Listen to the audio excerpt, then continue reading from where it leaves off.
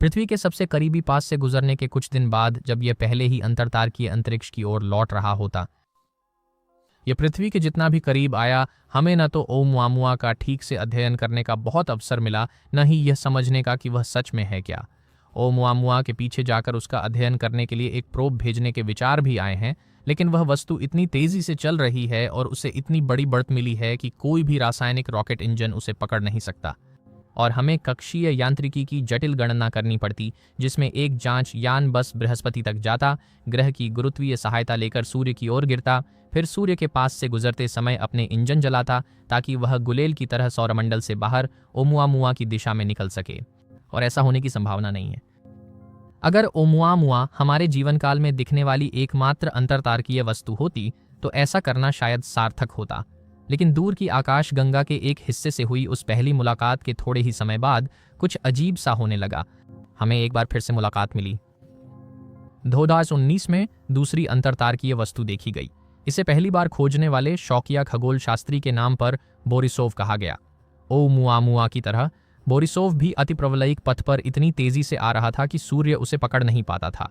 Borisov की उत्पत्ति भी उत्तरी आकाश में लगभग उसी दिशा से हुई थी। इस बार वह कैसियोपिया नक्षत्र की ओर से बाहर जा रहा था, लेकिन ओumuamua के उलट बोरिसोव पक्का एक धूमकेतु है। यह धूमकेतु जैसा दिखता है, धूमकेतु की तरह चलता है, और जहां तक हम जानते हैं यह हमारे सौरमंडल के धूमकेतुओं जैसी बहुत मिलती सामग्री से बना है। फिर भी यह दिलचस्प है, लेकिन कोई चौंकाने वाली बात नहीं। हालांकि यह दिलचस्प है कि हम अचानक ऐसे दौर से आ गए जब रात के आकाश का अवलोकन करने के पूरे समय में हमें कोई भी अंतरतारकीय वस्तु नहीं दिखी, और फिर 2 साल में ही हमें उनमें से 2 मिल गईं। और फिर तीसरा भी आ गया। यह हमारा सबसे नया आगंतुक है, 3I एटलस, यानी तीसरी अंतरतारकीय वस्तु। इसकी खोज asteroid terrestrial impact last alert system यानी एटलस ने की थी। ये एक स्वचालित रोबोटिक सर्वे है जो निकट पृथ्वी वस्तुओं का पता लगाता है। इसे 1 जुलाई को सूर्य से 4.5 खगोलीय इकाइयों की दूरी पर देखा गया था। खगोलीय इकाई या AU पृथ्वी और सूर्य के बीच की औसत दूरी है।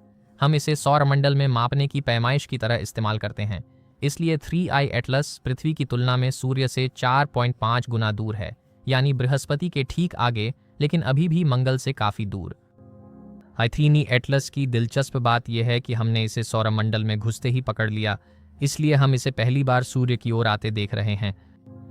इस वस्तु की शुरुआत में सबसे ध्यान खींचने वाली बात यह है कि यह सच में बहुत बड़ी है और यह बहुत तेजी से ओumuamua से भी ज्यादा चल रही है और यह बिल्कुल अलग दिशा से आ रही है। हालांकि हमने ओumuamua और बोरिसोव का आमने सामने सामना किया था, एटलस बगल की ओर से आ रहा है। टी-बोन टक्कर, और इसका मतलब है कि एटलस की उत्पत्ति आकाशगंगा के एक बिल्कुल अलग हिस्से में हुई थी, कहीं दूर, प्राचीन और हमारे अपने ब्रह्मांडीय पड़ोस से बहुत अलग। ठीक है, हम आमतौर पर अपनी आकाशगंगा को इस नजरिए से ऊपर से देखने के आदी हैं और हम यहीं पर हैं, लगभग केंद्र और बाहरी किनारे के बीच। लेकिन हमारे नजरिए से आकाशगंगा कुछ ऐसी दिखती है बगल से। इसमें एक बड़ा गोल सा केंद्रीय हिस्सा होता है जिसे बल्ज भी कहते हैं, और इसके चारों ओर तारों, ग्रहों, गैस वगैरह की एक सपाट चकती है जिसमें सब कुछ सर्पिल में घूमता रहता है। उन तारों का ज्यादातर हिस्सा उसी समतल के बीच में होता है। हम इसे पतली डिस्क कहते हैं। यही हमारा सूर्य है, लेकिन इस पतली डिस्क के ठीक ऊपर नीचे तारों की एक कम घनी और ज्यादा फैली परत होती है जिसे मोटी डिस्क कहा जाता है। यहाँ तारा निर्माण की गतिविधि कम होती है, इसलिए थिक डिस्क की वस्तुएं आमतौर पर आकाशगंगा के शुरुआती दौर के बहुत पुराने अवशेष होती हैं, और थिक डिस्क के बाहर तारा निर्माण के कुछ बेतरतीब समूह होते हैं जिन्हें हम ग्लोब्यूलर क्लस्टर्स कहते हैं। वे शायद वाकई बहुत अजीब हों, लेकिन हम आज वहां नहीं जाएंगे। आपको यह जानना जरूरी है क्योंकि लगता है कि III एटलस की उत्पत्ति मोटी डिस्क से हुई है, और यदि ऐसा है तो यह ऊपरी सीमा पर एक अकल्पनीय रूप से प्राचीन पिंड हो सकता है। यह 7 अरब वर्षों से भी अधिक पुराना हो सकता है, हमारे अपने सौर मंडल से भी पुराना। सिर्फ इसी वजह से 3I एटलस बहुत दिलचस्प बन जाता है, लेकिन 2 और कारक भी हैं जो इस रहस्य को और गहरा कर देते हैं। एक वजह इसका आकार है। यह वस्तु सच में बहुत बड़ी है। शुरुआती रिपोर्टों के मुताबिक इसका व्यास अधिकतम करीब 20 किलोमीटर तक है। जैसे जैसे हम एटलस को देखते रहे, हमें थोड़ा और समझ आया कि हम क्या देख रहे थे। जल्दी ही साफ हो गया कि इस पिंड के चारों ओर कोमा है, यानी गैस और धूल का बादल। इसका मतलब यह है कि यह ओमुआमुआ की तरह कोई ठोस वस्तु नहीं है। यह वास्तव में बोरिसोव जैसी एक अंतरतारकीय धूमकेतु है, इसलिए इसकी कोमा 20 किमी चौड़ी है। लेकिन नाभिक यानी बीच का जमे पदार्थ का ठोस द्रव्यमान फिर भी करीब 11 किमी तक चौड़ा हो सकता है। तब यह ओमुआमुआ से 10 गुना और बोरिसोव से 5 गुना बड़ा होगा। तो ये आकार में बड़े होते जा रहे हैं। और दूसरी बात, एटलास के बारे में शायद सबसे अजीब तथ्य इसकी कक्षा है। चूंकि यह वस्तु हमें किनारे से आ रही है, इसीलिए इसे अपने रास्ते में कई ग्रहों के पास से होकर गुजरने का अवसर मिलेगा। इस वस्तु का सबसे नजदीकी सामना मंगल से होगा, जो करीब 2.8 करोड़ किलोमीटर तक पास आएगी। इसके बाद यह शुक्र के भी काफी करीब से गुजरेगी, लगभग 9.7 करोड़ किलोमीटर दूर।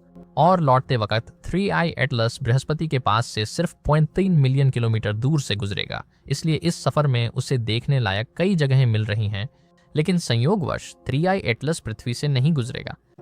वास्तव में जब धूमकेतु आंतरिक सौर मंडल से होकर गुजरेगा, तब वह पूरी तरह सूर्य की उलटी दिशा में होगा। इसका मतलब है कि इस साल अक्टूबर में हमारी दूरबीनें उस वस्तु को देखना बंद कर देंगी और हम उसे दिसंबर तक फिर से नहीं देख पाएंगे।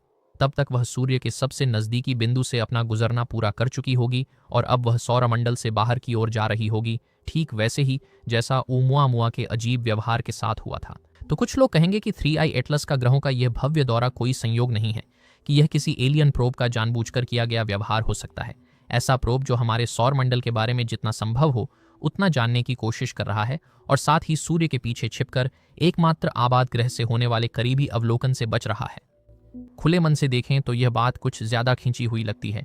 अगर किसी प्राचीन एलियन प्रजाति ने सच में अरबों सालों तक अंतरतारकीय अंतरिक्ष में यात्रा करने वाली एक प्रोब को इतनी दूर भेजा हो और उन्हें एक ऐसे ग्रह को देखने का मौका मिला हो जो उन्नत सभ्यता से भरा हुआ और उसी का घर हो, लेकिन फिर भी वे आखिरी पल में हमसे कतराने लगे। वैसे 3I एटलस की रोचक बात यह है कि इसे देखने के लिए हमारे पास अभी कुछ महीने हैं, क्योंकि यह भीतर के सौरमंडल के और करीब आता जा रहा है। इसलिए समय के साथ इसका काफी रहस्य ज्ञान में बदल जाएगा और ओमुआमुआ के उलट हमारे पास एटलस को बीच में ही रोकने का एक मौका अभी भी हो सकता है। शायद हम पृथ्वी से इतनी जल्दी कुछ बनाकर प्रक्षेपित न कर पाएं, लेकिन मंगल और बृहस्पति की कक्षा में हमारे पास पहले से अंतरिक्ष यान हैं।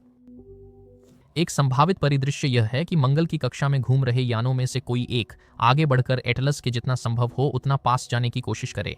एक परिदृश्य यह भी है कि जूनो अंतरिक्ष यान बृहस्पति की कक्षा से निकलकर अगले वसंत में गहरे अंतरिक्ष में एटलस से मिल जाए। यह शायद संभव न हो, फिर भी अच्छा होगा। अगर किसी और वजह से नहीं, तो कम से कम यह तय जानने के लिए कि हम आखिर देख क्या रहे हैं।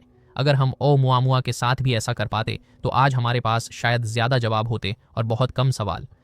लेकिन जांच यंत्र भेजे बिना भी हमारे पास अभी भी काफी अच्छे विचार हैं। मान लें कि ओमुआमुआ एलियन अंतरिक्षयान नहीं था, तो वह फिर भी धूमकेतु हो सकता है। अगर धूमकेतु बस जमी हुई चीजों का टुकड़ा है, तो कोई नियम नहीं कि वह चीज आखिर क्या हो। हमारे सौरमंडल में जो धूमकेतु हम देखते हैं वे अक्सर जमे पानी से बने होते हैं। यह ऊर्ध्वपातित होकर गैस बनता है और उनकी खास पूंछ बनाता है, क्योंकि जलवाष्प को आमतौर पर देखना आसान है जैसे भाप, लेकिन सभी गैसें इतनी दिखाई नहीं देती। नाइट्रोजन हमारी सांस की हवा का लगभग 80% हिस्सा होती है।